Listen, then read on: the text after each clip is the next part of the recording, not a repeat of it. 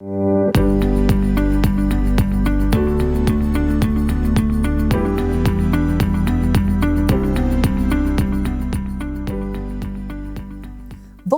c'est une joie de vous retrouver pour une deuxième émission sur le thème « Comment développer une vie fructueuse ». Lors de la dernière émission, nous avons fait l'évaluation de nos fruits. Quel est l'état de notre récolte de fruits? Et j'espère que vous avez bien pris le temps de le faire. C'est tellement important.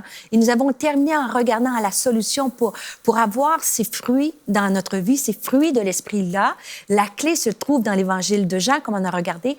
Et c'est Jésus qui nous dit de rester, demeurer à lui. Et alors qu'on demeure en lui, c'est là que nous pouvons porter beaucoup de fruits. Et durant cette émission, nous allons parler de choses très spécifiques. J'ai quelques questions aussi que je vais encore vous poser. Premièrement, on va regarder à comment est l'état de la terre. Comment est l'état de ta terre? Par la suite, et ça c'est particulièrement un sujet qui me touche, la question que je vais vous poser, est-il temps pour toi de changer de peau? Et finalement, la dernière question qu'on va regarder ensemble, c'est est-il possible de porter des fruits même durant la saison d'hiver? Et je vous rappelle que ces précieux conseils-là me sont venus, Dieu m'a inspiré ces conseils-là suite à cette idée de mon fils de se développer, de faire un potager urbain. Et je vous rappelle, mon fils étudiait en horticulture et il m'a donné vraiment des conseils qui sont fantastiques. Et un de ces conseils-là, il m'a dit, « Maman, tu sais, pour avoir une bonne récolte de fruits, il y a 3 facteurs qui sont importants. La terre, le climat et l'orientation avec le soleil. Bien sûr, le niveau d'ensoleillement. Mais il me répétait sans cesse, « Maman, le substrat. Le substrat, c'est ce qu'il y a de plus important, la terre, dans quoi le semis est planté. » Et c'est exactement la question qui m'est venue à l'esprit. Comment est l'état de notre terre? Est-ce que nous sommes plantés en ce moment de notre vie dans un substrat, dans une terre qui est riche, qui est fertile, qui a des minéraux, une terre qui retient l'eau, ou c'est une terre qui est rocailleuse, qui est sèche, qui est difficile à être irriguée? Et lorsque je méditais, je me disais, ben oui, c'est simple. Une bonne terre, c'est facile de porter du fruit quand ma terre est bonne. Alors, c'est comme si, je peux faire le parallèle dans ma vie, c'est-à-dire que quand ma terre est bonne, c'est-à-dire que quand je vais bien, quand ma famille va bien, quand mon travail va bien, quand mon ministère, mes relations, quand je suis dans une bonne saison de ma vie, c'est beaucoup plus facile de porter du fruit. Je crois que vous allez être d'accord avec moi. Mais lorsque j'ai étudié sur le sujet, j'ai été franchement fascinée. J'ai étudié beaucoup sur l'aspect des vignes. Et parce que la parole de Dieu, elle nous compare beaucoup le peuple d'Israël à une vigne. Il nous compare à sa vigne. Et lorsque tu regardes pour les vignes n'aiment pas du tout une terre qui n'a pas de roche. Au contraire, une vigne va donner de plus beaux et de meilleurs raisins lorsqu'elle est plantée dans une terre qui a des cailloux. Et ça, c'est étrange parce que c'est plutôt le contraire. On a l'impression qu'une terre avec des cailloux, c'est difficile aux racines de pousser et d'aller chercher les nutriments. Et pourtant, pour la vigne, c'est tout à fait l'effet inverse. Et dans le livre d'Ésaïe, au chapitre 5, et au verset 1, c'est écrit, versets 1 et 2, ça nous dit « Je veux chanter à mon ami le cantique de mon bien-aimé sur sa vigne. » Et vous allez rire, ça dit « Mon bien-aimé avait une vigne sur un coteau fertile. Il a remué son sol, enlevé les pierres et il y a mis des plants de premier choix. » Je m'arrête ici. Et ça me faisait rire parce que j'aurais fait tout à fait l'inverse. On s'attend, lorsqu'il a planté la vigne, sur un terrain fertile, il dit qu'il a enlevé les cailloux. Alors, la première pensée, c'est que c'est la chose à faire. Enlevons les cailloux pour que ça puisse porter un fruit. Mais même la Bible le dit. Ça dit, il a enlevé les pierres et il a mis des plants de premier choix. Il a construit une tour au milieu d'elle et il y a installé aussi au pressoir. Puis, il a espéré qu'elle produirait de bons raisins, mais elle en produit du mauvais. La Bible nous dit que même la Bible nous dit que pour que la vigne porte un bon fruit, ça prend des cailloux. Nous ne devons pas enlever des cailloux. Et ça, tous les gens qui travaillent au niveau des vignes. Vous avez, par exemple, Bordeaux. Je ne sais pas, vous êtes déjà allé à Bordeaux. Vous écoutez de Bordeaux. C'est un endroit fantastique. Bordeaux, Saint-Émilion. C'est dans ces régions-là qu'on produit, je ne vais pas insulter les autres régions, mais Bordeaux, Saint-Émilion, c'est une région extrêmement reconnue pour les bons vins. Et il y a un château qui s'appelle le Château du Cru Beaucaillou. Et son nom porte, le nom du château nous informe que pourquoi c'est un vin prestigieux. Le nom de Beaucaillou nous dit qu'il y a des cailloux dans cette terre. Donc, quand on y réfléchit, la présence de roches, la présence de cailloux dans la terre, est-ce que ça peut nous permettre de porter encore plus de fruits? Lorsque je parle de cailloux ou de roches, c'est est-ce que, dans le fond, les événements de la vie, les blessures de la vie, les rejets, les injustices, les défis, la maladie, des choses qui sont des cailloux, est-ce que ce serait utilisé de la part de Dieu pour nous faire porter de meilleurs fruits? Bien sûr, la réponse est oui. Parce que la Bible nous fait ce parallèle-là entre nous qui sommes la vigne de Dieu. Nous avons besoin, malheureusement, pas nous avons besoin, mais nous devons utiliser les cailloux de nos vies pour pouvoir porter du fruit. Et si je vais juste regarder, j'ai un endroit qui est fascinant parce qu'il y a un homme qui a étudié sur les vignes et il parle de la vigne, comment c'est tellement important d'avoir ces cailloux-là. Alors, il dit, cet horticulteur-là, il s'appelle Jimmy Good. Et Jimmy Good, c'est un passionné de plantes, c'est un docteur en biologie des plantes. Il a fait des travaux et il a écrit la présence, et je vais vous le citer, la présence de roches dans le sol et le fait que les vignes doivent lutter pour aller chercher les nutriments donne généralement des raisins de meilleure qualité. C'est un peu comme les gens. Placer quelqu'un dans un environnement presque parfait en lui donnant tout le confort et tout ce qu'il a besoin pourrait avoir des conséquences plutôt désastreuses sur la personnalité de cette personne. C'est la même chose pour les vignes. Si vous rendez les besoins physiques en eau et en nutriments facilement accessibles, cela vous donnera de mauvais raisins. Si vous placez une vigne dans un sol fertile sans roche, la vigne va prendre le chemin facile et ses raisins seront moins abondants. Est-ce que c'est un peu notre vie, un peu comme ça, quand la vie est trop facile, quand c'est facile, hein, on porte moins de fruits parfois. La plante va prendre l'énergie de la terre pour développer des feuilles et non des fruits. Et ça me frappait. Est-ce que moi, dans ma vie, je suis dans une terre qui est fertile et au lieu de m'efforcer à porter du fruit, je prends ça avec aisance et je développe un feuillage. Il dira par la suite, et je vais continuer la citation parce que c'est succulent, il dira, la vigne, elle ne souciera pas, lorsqu'elle est dans une terre qui est trop riche, trop facile, elle ne se souciera pas de faire du raisin. Mais rendez les choses difficiles pour la vigne en restreignant l'approvisionnement en eau, en rendant les nutriments rares, en la taillant, en l'entassant avec des voisins proches. Elle sentira que c'est l'endroit idéal pour être une vigne. Et je répète, entassée avec des voisins, taillée, émondée aussi, et c'est l'endroit idéal pour la vigne. Parce que lorsqu'elle est dans un endroit facile, au lieu de se consacrer à grandir, elle va s'étendre en largeur et elle va concentrer ses efforts pour la production, au lieu de garder ses efforts pour la production de raisins. Et je veux juste vous encourager que si vous êtes face en ce moment, vous êtes face à des difficultés, vous êtes face à des défis, il vous semble que votre terre est pleine de cailloux. Demeurez attachés au tronc. Et de ces cailloux-là, Dieu peut vous donner la force de porter du fruit comme cette vigne. Utilisons les événements peut-être difficiles de nos vies pour porter du fruit.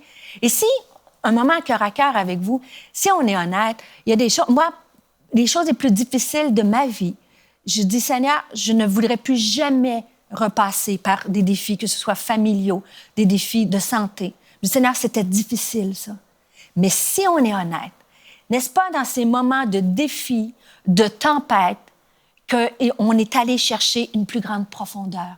On est allé chercher un fruit qui était encore d'une meilleure qualité. Si vous avez déjà été malade, vous comprenez beaucoup plus les gens qui sont malades. Alors, de la maladie peut générer la compassion. Si vous avez été fait face à des gens qui ont lutté dans la dépression, qui luttent avec l'anxiété, que vous avez ces difficultés, ces cailloux-là dans vos vies, au lieu de critiquer la terre et le caillou, profitons de ce moment-là pour en sortir plus fort et pour donner de bons fruits.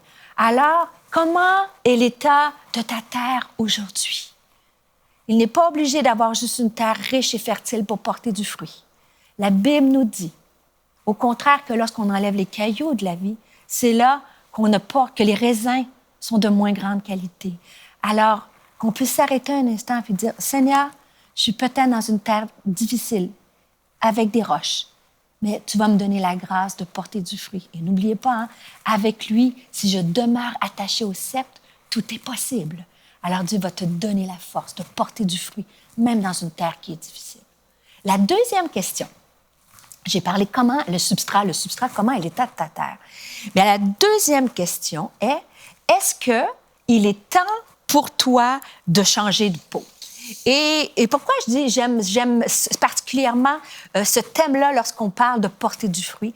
Parce que si vous avez déjà fait un peu d'horticulture, vous savez qu'on a des semis qui sont dans un petit pot, mais si on laisse ce semis-là dans le pot, jamais il ne pourra se développer et devenir une plante et porter un fruit. Il faut prendre le semis et le planter en terre ou le planter, si vous faites un potager urbain, dans un bac, dans un vase qui est plus grand, afin que la plante puisse se développer.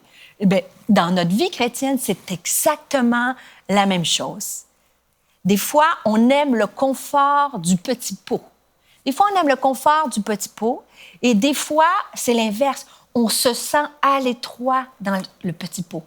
Est-ce que tu te sens à l'étroit dans ta vie, dans le rêve que Dieu a pour toi, peut-être à l'étroit dans une situation, à un travail, à l'université, à l'école? Est-ce que tu crois que Dieu voudrait te changer de peau?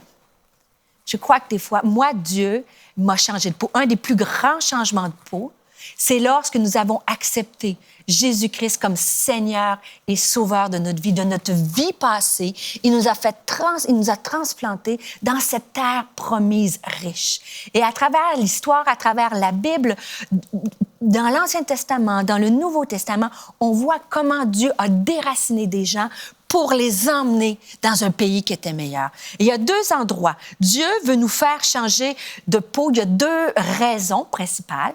Premièrement, il veut nous changer de peau pour nous rendre libres. Peut-être que nous sommes dans une situation où nous nous sentons esclaves de quelque chose. Nous sentons, le pot, il est trop petit, je suis à l'étroit.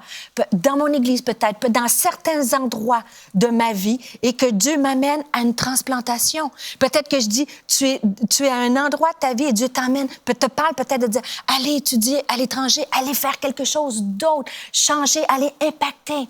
Peut-être que tu es trop à l'étroit. Peut-être que tu es pris dans une relation d'esclavage, dans une relation qui est difficile. Ou peut-être parce que toi-même, tu es pris avec des liens qui te rendent esclave. Dieu te dit, je veux t'emmener dans une terre qui est meilleure. Et la deuxième raison pourquoi Dieu veut nous changer de peau, c'est pour entrer dans la destinée qu'il a préparée pour nous. Mais la première chose que je veux partager avec vous, c'est on voit cette idée de transplanter son peuple dans une autre terre. On voit ça avec le peuple d'Israël. On voit ça dans l'histoire. Je vous rappelle un peu pour vous mettre dans le contexte. Lorsque Joseph, vous savez, il était en Égypte, Joseph meurt. Et vous voyez ce texte-là. Et dans le livre de l'Exode, Joseph est mort. Il y a un nouveau roi fou, Pharaon, qui arrive. Il met le peuple d'Israël en esclavage. Il les soumet à des durs travaux. Et la Bible va nous dire, dans Exode chapitre 2, versets 24 à 25, ça dit que Dieu a entendu le cri de la servitude qui a monté jusqu'à ses oreilles. Dieu a entendu le gémissement de son peuple et il se souvint de son alliance. Et c'est un peu la même chose. Dieu, en ce moment, je ne sais pas quel est l'état de ton pot, mais si tu es à l'étroit, si tu es sous l'esclavage, Dieu entend ton cri et il va se souvenir de son alliance avec toi. Et savez-vous qu'est-ce qui s'est passé dans Deutéronome, chapitre 11, versets 10 à 12? Ils vont les sortir de ce pays d'esclavage d'Égypte pour les emmener dans la terre promise. Deutéronome, chapitre 11, versets 10 à 12, ça dit, en effet, le pays, il va leur donner cette promesse-là. En effet, le pays que tu vas posséder n'est pas comme l'Égypte d'où vous êtes sortis. Tu jetais ta semence dans les champs et tu devais les irriguer toi-même comme un jardin potager. Le pays que vous allez posséder est un pays de montagnes et de vallées qui boit la pluie du ciel. C'est un pays dont l'Éternel, ton Dieu, prend soin et sur lequel l'Éternel, ton Dieu, a constamment les yeux du début à la fin de l'année. Dieu te parle peut-être aujourd'hui et te dit, il est temps de changer de peau. Je veux t'emmener dans ce pays où coule le lait et le miel. Fais-lui confiance. Dieu a déraciné son peuple qui souffrait pour le replanter dans un lieu de bénédiction. Et le psaume d'Asaph, psaume 80, versets 9 à 10, c'est ce qu'il va dire. « Tu avais arraché de l'Égypte une vigne, puis tu as chassé des nations et tu l'as replantée. Tu avais déblayé le terrain devant elle, et elle a pris racine profondément en terre, puis elle a rempli le pays. » Fais confiance à Dieu. Fais ce pas de foi. Dis, Seigneur, juste devant Dieu, dis, Seigneur, je suis en esclavage dans cette situation-là. Je te dis, prends toute la place et viens me replanter comme cette vigne dans ce pays riche. Et Dieu, comme il l'a fait avec le peuple d'Israël, il va se souvenir de son alliance. Abraham aussi a été changé de peau. Abraham, Dieu lui avait fait une promesse. Il va dire, tu vas être le père d'une multitude. Mais qu'est-ce qu'il va lui dire pour qu'il puisse voir cette promesse s'accomplir? Qu'est-ce que Dieu a dit à Abraham? Dans Genèse, chapitre 12, verset 1 à 5, ça dit, « L'Éternel dit à Abraham, quitte ton pays, ta patrie et ta famille, et va dans le pays que je te montrerai. Je ferai de toi une grande nation. Je te bénirai. Je rendrai ton nom grand et tu seras une source de bénédiction. » Abraham partit conformément à la parole de l'Éternel. Abraham était âgé de 75 ans lorsqu'il quitta Charan. Il prit sa femme, Sarah, et Lot, le fils de son frère. Il prit aussi tous les biens et les serviteurs dont il était devenu propriétaire à Charan. Ils partirent pour se rendre dans un pays de Canaan où ils arrivèrent. Et j'avais cette pensée, je crois que cette pensée-là est pour quelqu'un qui écoute cette émission. Dieu a une destinée pour toi. Dieu t'appelle à quelque chose de grand. Mais il te dit, tu dois quitter ton pays et va dans le pays que je te montrerai. Et souvent, lorsqu'on regarde à des appels, on regarde à des ministères, on regarde à des gens qui accomplissent de grandes choses, on dit « Wow, c'est extraordinaire, l'impact, l'influence, l'onction. » Mais dans le principe des semences et des récoltes, dans le principe de porter du fruit, il y a ce principe-là aussi important de quitter et de dire à Dieu, envoie-moi où tu veux. Et si tu veux voir ta destinée s'accomplir, il y a des jours où il faut que tu dises, Seigneur, OK, je repars, je laisse certaines choses derrière moi et je m'en vais. Et je pense à des gens sur Montréal qui ont laissé, beaucoup de Français, des amis à moi, qui ont laissé leur pays, la France, et sont venus étudier à l'ITF, par exemple. Et maintenant, on les voit rayonner partout dans la francophonie. Et c'est la même chose pour ma propre vie. Dieu, un jour, plusieurs endroits d'ailleurs dans ma vie, Dieu m'a transplanté d'un pot à un autre.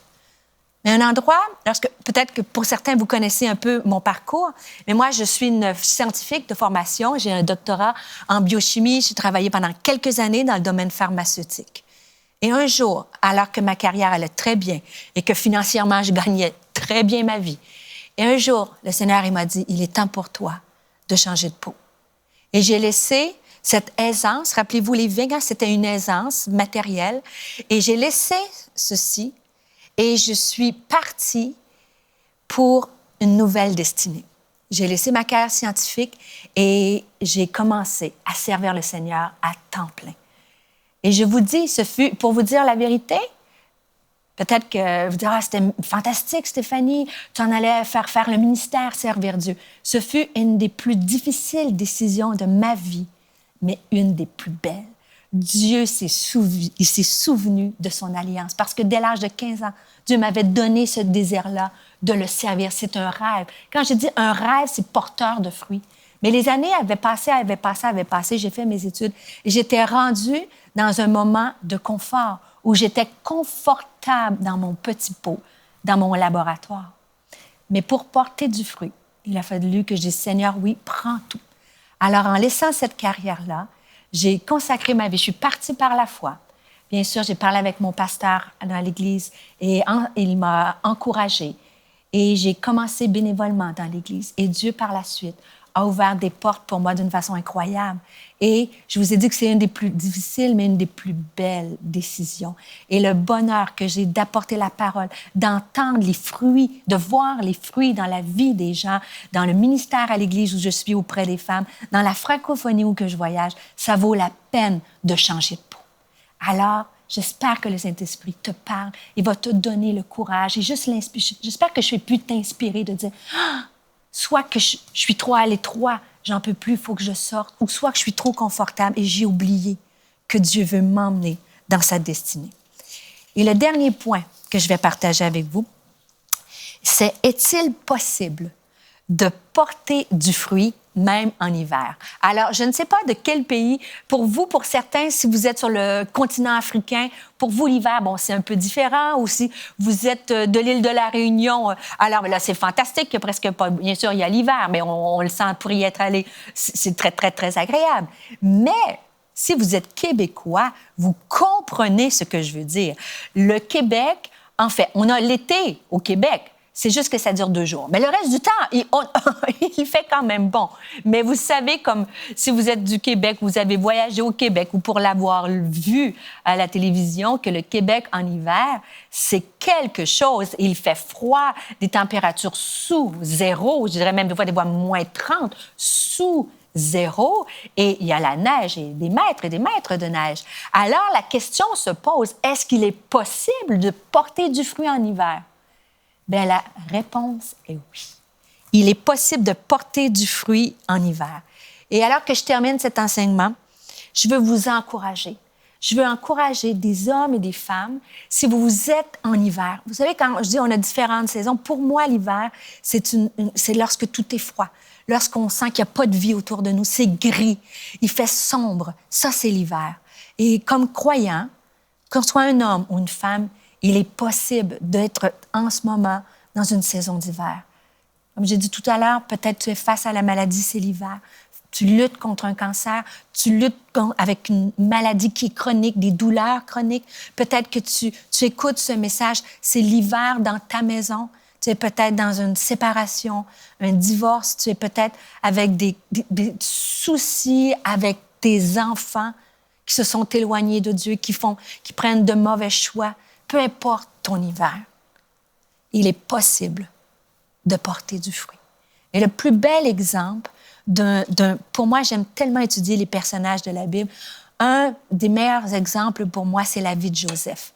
Comment Joseph, cet homme qui a été... Vous savez, Joseph, en fait, ça a parti d'un rêve. Hein? Dieu lui donne ce rêve-là. Et la mauvaise idée qu'il a eue, c'était de le partager à ses frères. Et il va dire dans le livre de Genèse, chapitre 37, versets 7 à 8, j'aurais pas le temps, allez le lire après peut-être l'émission.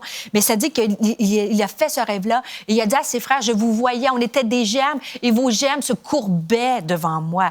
Et là, au verset 8, ça dit, hein, les frères, ils se sont mis en colère remplie de jalousie. On dit, est-ce que tu vas vraiment régner sur nous? Est-ce que tu vas nous gouverner? Et ils le détestèrent encore plus encore. Et lorsque tu regardes à Joseph, il est vendu en esclavage, pas par des ennemis, par ses propres frères. Il est mis en prison injustement. Il va être accusé faussement par une femme. Il a été trahi, il a subi l'injustice, il a subi le rejet, il a été vraiment, pour moi, si on arrête l'histoire de sa vie, on pourrait dire Joseph, ça aurait été normal qu'il porte des fruits amers, des fruits qui sont amers, même des fruits qui ne portent pas du tout de fruits.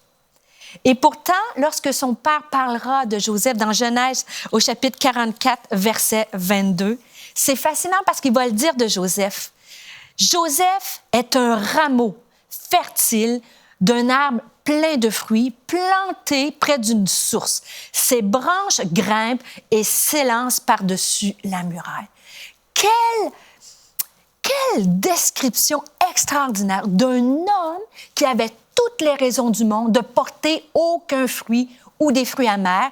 Et pourtant, la Bible dira de lui qu'il était un arbre fertile, plein de fruits. C'est pour ça que la Bible nous dit qu'il est possible de porter du fruit même en hiver. Parce que, rappelez-vous notre texte de base dans l'Évangile de Jean, hein?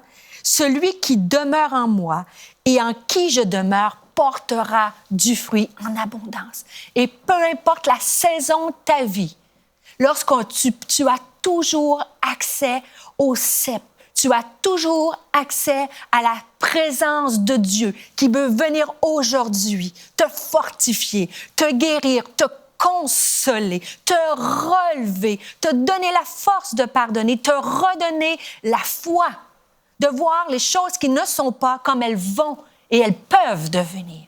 Et tu peux porter du fruit. Et je vais terminer. Comment il est possible de porter du fruit même en hiver? C'est fascinant parce que Joseph a eu 2 enfants. Et à cette époque-là, le nom des enfants avait une grande signification.